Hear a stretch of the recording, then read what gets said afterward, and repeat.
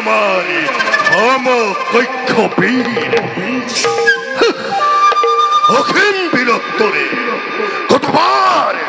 কতবার আমার বিরুদ্ধে আচরণ করা এই রাজেন্দ্র মন্ডলীকে করিস তেমন অতি নিঃখঙ্খ ভাবে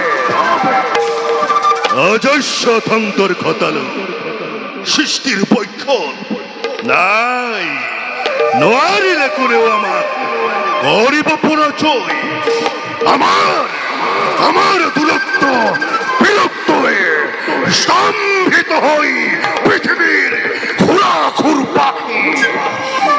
কাল রূপী দেহ আখ্যা দিয়ে